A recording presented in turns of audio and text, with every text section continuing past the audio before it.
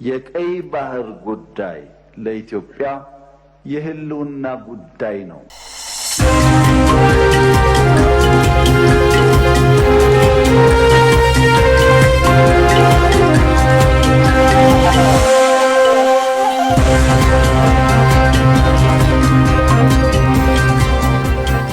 እስራኤል የኢራን የኒውክሌር መስሪያ ቤቶችን ልትወድም እንደምትችል መረጃዎች እየወጡ ነው። የትራምፕ አስተዳደር ከቴህራን ጋር በኒውክሌር መርሃ ግብር አጠቃቀም ይህን ዲፕሎማሲያዊ ስምምነት እያደረግኩ ነው ቢልም እስራኤል የኢራንን የኒውክሌር ፋሲሊቲዎች ለመምታት ዝግጅት እያደረገች መሆኑን የአሜሪካ ባለስልጣናት ተናግረዋል። ይህንና ተያያዥ ጉዳዮችን በዛሬው ዓለም አቀፍ ትንታኔያችን እንመለከተዋለን። ከ19 ወራት በላይ ባስቆጠረው የመካከለኛው ምስራቅ ቀውስ ሀያላን ሀገራት በአንድም በሌላ መልኩ ጦርነትን ከማስቆም ይልቅ በማባባስ ላይ የተጠመዱ ይመስላል። የኒውክሌር ባለቤትነቷን ለማረጋገጥ እየሰራች የምትገኘው ኢራን ከበባ ውስጥ የምትገባበት አዝማሚያ አንዣቦባታል።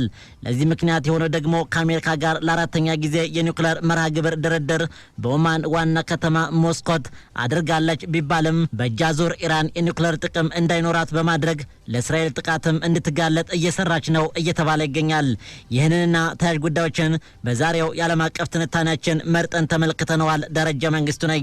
ከቅርብ ዓመታት ወዲህ የዓለም የፖለቲካ አሰላለፍ ግራ የሚያጋባ ሆኖ እየመጣ ሲሆን በመካከለኛው ምስራቅ ቀጠና አቅሟን እያፈረጠመች የመጣቸው ኢራን እንደ አሜሪካና እስራኤል ላሉ ሀገራት የማትቀመስ ሆናባቸው መጥታለች። በመካከለኛው ምስራቅ ሀገራት እየተንቀሳቀሱ የሚገኙት ከሄዝቦላ እስከ ሐማስ አለፍ ሲልም የየመንን በከፊል እስከሚያስተዳድረው ሀውቲ ያሉ የአማጽያን ቡድኖችን በመደገፍ ቁርኝቷን እያጠናከረች የመጣችው ኢራን ይህ ጉዳይ ደግሞ በእስራኤልና በአሜሪካ እጅጉን አልተወደደላትም። በዚህም አሜሪካ ከኢራን ጋር ሰላማዊ የኒውክሌር መርሃ ግብር ድርድር እናድርግ በሚል ደፋ ቀና እያልኩ ነው ብትልም አጋሯ እስራኤል ደግሞ የኢራንን የኒውክሌር መርሃ ግብር ማውደም የሚለውን ስታቢዋን ዛሬም እንደወትሮው አሁንም በትኩረት የያዘችው ጉዳይ ሆኗል። በእርግጥ የቤንያሚን ኔታንያሁ አስተዳደር የኢራንን የኒውክሌር መርሃ ግብር ማውደም እንደሚፈልግ በተደጋጋሚ ሲገልጽ የቆየ መሆኑ የሚዘነጋ ጉዳይ ባይሆንም አሜሪካ በሰላማዊ መንገድ ኢራን የኒውክሌር መርሃ ግብሯን ትፈታለች በሚል እስራኤል ጥቃቱን እንዳሰነዝር ስትጎተጉት ቆይታለች። በዚህም ማስፈራሪያና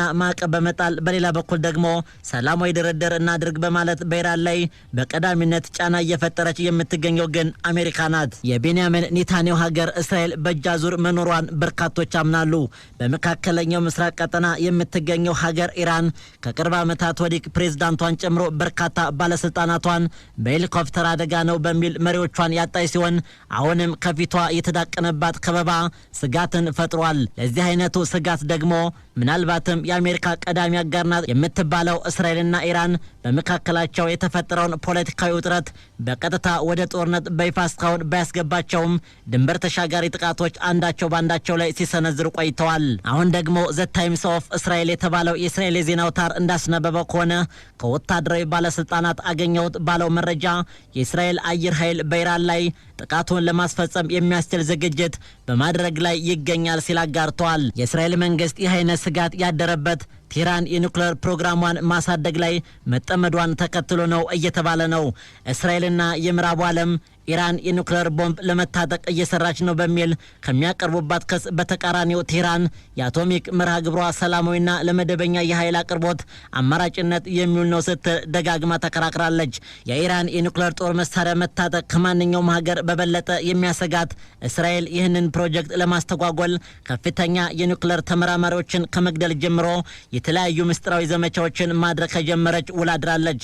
በተጨማሪም በጥቅምት ወር የሄዝቦላህ መሪ የሆኑት ሐሰን ናስራላ ግድያን ተከትሎ ከኢራን ለተፈጸመባት የሚሳኤል ጥቃት እስራኤል በሰጠችው ምላሽ የኢራን የኒውክሌር ጣቢያዎችን ቀዳሚ ኢላማ አድርጋ የነበረ ቢሆንም ያጸፋ ምላሹ ሊፈጥረው የሚችለውን ቀውስ በመፍራት በአሜሪካ ዲፕሎማሲያዊ ግፊት ይህንን እቅዷን እንደተወቸው ይታወሳል።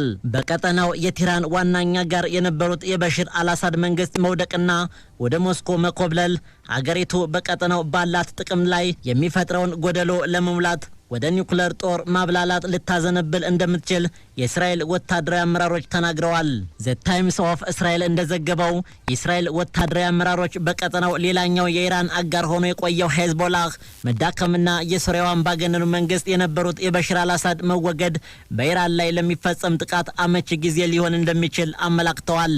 እስካሁን በወጡ መረጃዎች የጥቃቱ ሂደቶችና የሚፈጸሙበትን ጊዜ በግልጽ ከእስራኤል በኩል ዝርዝር መረጃ ባይወጣም ነገር ግን እንደተባለው ጥቃቱ የሚፈጸም ከሆነ በቀጠናው አዲስ የተካረረ ውጥረት ሊያስከትል እንደሚችል ነው የተነገረው። በኢራን የኒውክሌር መሰረተ ልማቶች ላይ እስራኤል ወታደራዊ ጥቃት የመፈጸም እድል በቅርብ ወራት ውስጥ በከፍተኛ ደረጃ መጨመሩን ዘገባዎች ጠቁመዋል። በርካታ የአሜሪካ ባለስልጣናትን ምንጭ በማድረግ አዳዲስ የስለላ ግምገማዎችን በመጥቀስ እየወጡ ያሉ መረጃዎች እንደጠቆሙት ከሆነ የእስራኤል አመራር የመጨረሻ ውሳኔ ባያደርግም እቅዱ በንቃት እየተካሄደ መሆኑን ተጠቁሟል። በዚህም የአሜሪካ የስለላ ድርጅት የአየር ጥቃቶችን ለመፈጸም የሚያስችሉ የአየር ልምምዶችን ማጠናቀቅን ጨምሮ የእስራኤል ወታደራዊ እንቅስቃሴዎችን መመልከቱን የገለጸ ሲሆን ይህም ለቀጣይ ጥቃት ዝግጅት መደረጉን የሚጠቁሙ ተደርጎ ይወሰዳል። እነዚህ እርምጃዎች ከዋሽንግተን ጋር በሚደረገው ቀጣይነት ያለው ድርድር ቴህራን ወደ ስምምነት ለማድረስ ስትራቴጂካዊ ምልክት ሊሆኑ እንደሚችሉ ተነግሯል።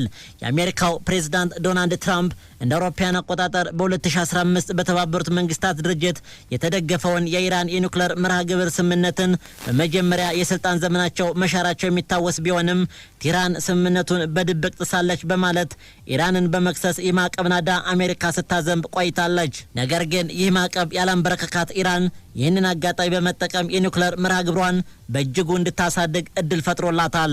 በአውሮፓውያኑ ጃንዋሪ 20 2025 ትራምፕ ወደ ዋይት ሀውስ ከተመለሱ በኋላ ቴህራን አዲስ ስምምነት ላይ እንድትደርስ ጫና ሲያደርጉ ቆይተው ስምምነት ላይ ካልተደረሰም ሀገሪቱን በቦምብ እንደሚደበድቡ ሲዝቱ ቆይተዋል። ከዚህም በተጨማሪ በአውሮፓውያኑ አዲሱ ዓመት መጀመሪያ ላይ እስራኤል የኢራንን የኒውክሌር መሰረተ ልማቶች ለማውደም ሰፋ ያለ የቦምብ ጥቃት ዘመቻ ለመፈጸም ጥያቄ ያቀረበች መሆኑን የኒውዮርክ ታይምስ ዘገባ ያመለከተ ሲሆን ትራምፕ ግን ዲፕሎማሲውን ለመከተል መርጠዋል። ምንም እንኳን ቢሆን እስራኤል በኢራን ላይ የምትፈጽመውን ጥቃት እንደማትተው የተነገረ ሲሆን በተወሰነ መልኩ ግን የአሜሪካን እርዳታ እንደምትፈልግ ተነግሯል። እንዲህ አይነት የጦርነት ዝግጅቶች ቢኖርም የእስራኤል አጋር የሆነችው አሜሪካ ከኢራን ጋር 4 ጊዜ በኒውክሌር መርሃ ግብር አጠቃቀም ዙሪያ ላይ ንግግሮችን አድርጋለች። ውይይቶቹ በሁለቱም ተደራዳሪዎች ገንቢና ውጤታማ ናቸውም ተብሏል። ሆኖም በመካከለኛው ምስራቅ የትራምፕ ልዩ መልእክተኛ ስቲቭ ዋይትኮቭ ባለፈው ሳምንት እንደተናገሩት ዋሽንግተን ከኢራን ጋር ያለውን አለመግባባት በዲፕሎማሲያዊ መንገድ ለመፍታት ብትፈልግም ግልጽ የሆነ የአሜሪካ ቀይ መስመር 1% እንኳን ኢራን የኒውክሌር መርሃ ግብሯን እንድታዘምን መፍቀድ አንችልም ሲሉ መናገራቸው ይታወሳል። ኢራን በአሁኑ ጊዜ ዩራኒየምን እስከ 60% ያዘመነች መሆኑ የተገለጸ ሲሆን ይህም አሁን በተቆረጠው የኒውክሌር ስምምነት ከተቀመጠው 3.67% በላይ ማሳደጓ ተነግሯል። እንዲሁም ለጦር መሳሪያ ደረጃ ከሚያስፈልገው 90% የሚቃረብ እድገት አለው ነው የተባለው። የአሜሪካና የእስራኤል ባለስልጣናት ቴህራን የኒውክሌር እምርታ ልትጀምር የ1 ሳምንት ጊዜ ይቀራታል ሲሉ ለዓመታት ሲያስጠነቅቁ የቆዩ ሲሆን እስላማዊ ሪፐብሊኳ ኢራን የኒውክሌር መርሃ ግብሯ ሰላማዊ እንጂ ቦምብ ለማምረት ያለም እንዳልሆነ አጥብቃ ተከራክራለች። የኢራን የውጭ ጉዳይ ሚኒስትር አባስ አርጋቺ አሜሪካ ኢራን የኒውክሌር ጥቅሞቿን ሙሉ በሙሉ እንድታፈርስ ያቀረበችውን ጥያቄ ከእውነታው የራቀ ነው ሲሉ ያጣጣሉ ሲሆን ኢራን በስምምነትም ሆነ በግዴታ ዩራኒየም ማበልጸጓን ትቀጥላለች ብለዋል። በተጨማሪም አንዳንድ የአሜሪካ ባለስልጣናት መግለጫዎች ከድርድር እውነታ ሙሉ በሙሉ እየተገለሉ ናቸው ሲሉ ጠቁመዋል። በትራምፕ ግፊት የተደረገው የአሜሪካ የኢራን የኒውክሌር ንግግር ጦርነት መቀስቀሱን እድል ያሰፋዋል የሚሉም ተበራክተዋል። ይህንን መረጃ የሚያጠናክረው ደግሞ የእስራኤል ከፍተኛ ባለስልጣናት የእስራኤል ወታደራዊ እንቅስቃሴዎች የሚያሳዩት በኢራን ላይ ታይቶ የማይታወቀውን ጥቃት ለመፈጸም እየተንቀሳቀሱ ነው ማለታቸውን ተከትሎ ነው። ነገር ግን እነዚሁ ምልክቶች ኢራን የኒውክሌር መርሃ ግብሯን ቁልፍ መርሆች እንድትተው ጫና ለማድረግ እስራኤል እየሞከረች ሊሆን ይችላል የሚል አንደምታ ያለው ሲሆን በዚህ ጉዳይ ላይ የእስራኤል ጠቅላይ ሚኒስትር ቢሮ አስተያየት እንዲሰጥ ከብዙሃን የመገናኛ አውታሮች ጥያቄ የቀረበለት ቢሆንም በዋሽንግተን የሚገኘው የእስራኤል ኤምባሲ ዝምታን መርጧል። ትራምፕ የኢራንን የኒውክሌር መርሃ ግብር ለመገደብ ወይም ለማጥፋት አስተዳደራቸው አዲስ የኒውክሌር ስምምነት ለመደራደር የሚያደርጉትን ጥረት ካልተሳካ ወታደራዊ እርምጃ እንደሚወስዱ በይፋ ዝተዋል። ነገር ግን ትራምፕ አሜሪካ ለምን ያህል ጊዜ በዲፕሎማሲያዊ ጥረቶች እንደምትገፋበት ገደብ አስቀምጠዋል። ባለፈው መጋቢት ወር አጋማሽ ላይ አወዛጋቢው ዶናልድ ትራምፕ ለኢራን ሃይማኖታዊ መሪ አያቶላ አሊ ካሚኒ በጻፉት ደብዳቤ ላይ ጥረቶች ስኬታማ እንዲሆኑ የ60 ቀን ቀነ ገደብ አስቀምጠዋል። ደብዳቤው ከደረሰ ከ60 ቀናት በላይ ያለፈው ሲሆን የመጀመሪያው ዙር ንግግር ከተጀመረም ከ40 ቀናት በላይ አልፎታል። በዚህ ወር መጀመሪያ ላይ ከፕሬዝዳንት ትራምፕ ጋር የተገናኙት አንድ የምዕራቡ ዓለም ከፍተኛ ዲፕሎማት ትራምፕ አሜሪካ ወታደራዊ ጥቃቶችን ከማድረጓ በፊት እነዚህን ድርድሮች ስኬታማ ለማድረግ ሳምንት ብቻ እንደምሰጥ አስታውቀዋል። አሁን ግን የዋይት ሀውስ ፖሊሲ ዲፕሎማሲ ነው ሲሉ ጠቁመዋል። ይህ ደግሞ እስራኤልን በድፍረትና በፍርሃት ስሜት መካከል እንድትሆን አድርጓታል ሲሉ በክልሉ ልዩ የሆኑ የቀድሞ ከፍተኛ የስለላ ባለስልጣን ጆናታን ፓንኮፍ ተናግረዋል። እስራኤል ባለፈው ጥቅምት ወር ላይ የኢራንን የሚሳኤል ማምረቻ ተቋሞችና የአየር መከላከያዋን በቦምብ ደብድባ ከፈጸመች በኋላ ኢራን በ10 ዓመታት ውስጥ በጣም ደካማ በሆነ ወታደራዊ ቦታ ላይ እንድትገኝ አድርጓታል። ነገር ግን ቴህራን በወቅቱ የደረሰባትን ጥቃት በዝምታ አልፈዋለች። አንድ የአሜሪካ ከፍተኛ ባለስልጣን ለሲኤንኤን እንደገለጹት የእስራኤል መሪዎች የኢራንን መሪዎች ከወሰኑ ለመርዳት አሜሪካ የስለላ መረጃዎችን ማሰባሰቧን እያጠናከረች ነው ብለዋል። ነገር ግን የትራምፕ አስተዳደር አስተሳሰብን ጠንቅቆ የሚያውቅ ምንጭ ለሲኤንኤን እንደተናገረው አሜሪካ በአሁኑ ጊዜ እስራኤል በኢራን የኒውክሌር ጣቢያ ላይ ጥቃት እንድትፈጽም እየረዳች ሳይሆን በኢራን ላይ ጫናን ለመፍጠር የተለያዩ እንቅስቃሴዎችን እያደረገች ነው ሲል ዘገባው አስነብበዋል።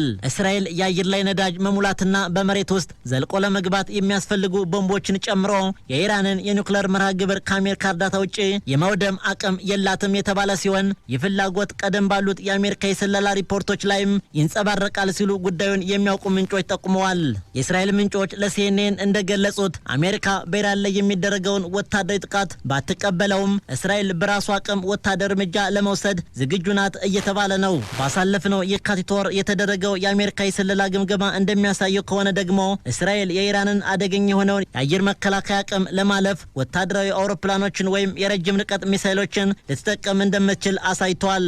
ይህ ጉዳይ ለኔታንያሁ ከፍተኛ ፈተና ሊሆን እንደሚችል እየተነገረ ሲሆን አሁን አሜሪካ ከኢራን ጋር የምታደርገውን ውይይት ቴህራን ዩራኒየምን እንዳታበለጽግ የተነሳውን ጥያቄ ውስብስብ ያደርገዋል። ይህ ሂደት ደግሞ የጦር መሳሪያ መጠቀምን ሊያስገድድ እንደሚችል ስጋት ደቅኗል። ያም ሆነ ይህ እንደ አዲስ ከበባው እያየለባት የመጣቸው የመካከለኛው ምስራቅ ሀገርና ኒውክሌር ለመታጠቅ ጥረት በማድረጓ ለአሜሪካ፣ እስራኤል እንዲሁም አጋሮቿ ስጋት የሆነችው ኢራን ቀጣይ ጣፋንታዋ ሰላማዊ ድርድር ወይስ አይበገሪነቷን ሚና ታስቀጥል ይሆን የሚለው ጉዳይ በቀጣይ የምናየው ይሆናል። ለዚህ ጥንቅር ሲኤንኤንን፣ ሮይተርስንና አርቲ ኒውስን በዋቢነት ተጠቅመናል።